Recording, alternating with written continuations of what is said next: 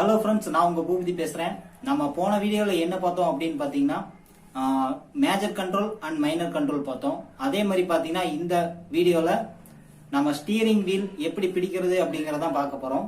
Steering wheel பிடிக்கிறதுக்கு ஒரு 3 methods இருக்கு. அது என்னென்னு வாங்க வீடியோக்குள்ள போலாம். ஸ்டீரிங் வீல் பிடிக்கிறதுக்கு மொத்தம் 3 மெத்தட் இருக்குது அப்படின்னு சொன்னேன் இல்லைங்களா. இந்த 3 மெத்தடும் பார்த்திங்கன்னா ரொம்ப முக்கியமான மெத்தடு. ஏன்னா ஸ்டீரிங் வீல் பிடிக்கிறது ரொம்ப முக்கியமான ஒரு விஷயம். ஏன்னா ஸ்டீரிங் வீல் கரெக்டாக பிடிச்சா மட்டும்தான் விபத்து இல்லாமல் நம்ம வண்டியை எளிமையாக ஓட்ட முடியும். அதுக்கு மொத்தம் 3 மெத்தட் இருக்குது. அதில் முதல் மெத்தடு என்ன அப்படின்னு பார்த்தீங்கன்னா, ஒரு கடிகார சக்கரம் இருக்குது பார்த்தீங்களா. அந்த கடிகார சக்கரத்தில் 10ஆம் நம்பரும் 2ஆம் நம்பரும் இருக்க மாதிரி பிடிக்கிறது ஃபஸ்ட்டு மெத்தடு. அதே மாதிரி பார்த்திங்கன்னா ரெண்டாவது மெத்தடு என்ன அப்படின்னு பார்த்தீங்கன்னா, 9ஆம் நம்பருக்கும் 3ஆம் நம்பருக்கும் இருக்கிற மாதிரி பிடிக்கிறது பார்த்திங்கன்னா செகண்ட் மெத்தடு.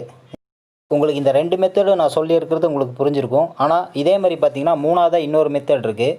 அது பார்த்திங்கன்னா நம்ம கீர் போடும்போது மட்டும்தான் இந்த மெத்தடை நம்ம யூஸ் பண்ணுவோம். நிறைய பேர் பார்த்திங்கன்னா தவறாக இந்த மெத்தடை யூஸ் பண்ணுறாங்க. இந்த மூணாவது மெத்தட் பார்த்திங்க அப்படின்னா நம்ம பார்த்திங்கன்னா கீர் போடும்போது தான் யூஸ் பண்ணுவோம். இது பார்த்திங்கன்னா 12ஆம் நம்பரில் பிடிக்கிற மாதிரி இருக்கும்.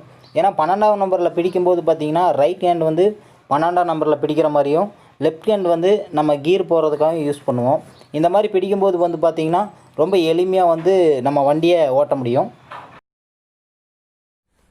ஸ்டீரிங் வீல் 3 டைப்பாக பிடிக்கலாம் அப்படின்னு நான் உங்களுக்கு சொன்னேன். அதே மாதிரி பார்த்தீங்கன்னா ஸ்டீரிங் வீல் திருப்பருக்கு மொத்தம் 3 டைப்ஸ் இருக்குது. அது என்னென்ன டைப்ஸ் அப்படிங்கிறத வாங்க வீடியோக்குள்ள. ஃபஸ்ட்டு மெத்தட் என்ன அப்படின்னு பார்த்தீங்கன்னா புல் அண்ட் புஷ் மெத்தடு. இது எப்படி யூஸ் பண்ணுறது அப்படின்னு பார்த்தீங்கன்னா, உங்களுடைய ரைட் கை கீழே இழுக்கும்போது லெஃப்ட் கை மேலே தள்ளும். அதே மாதிரி பார்த்தீங்கன்னா லெஃப்ட் கை கீழே இழுக்கும்போது ரைட் கை மேலே தள்ளும்.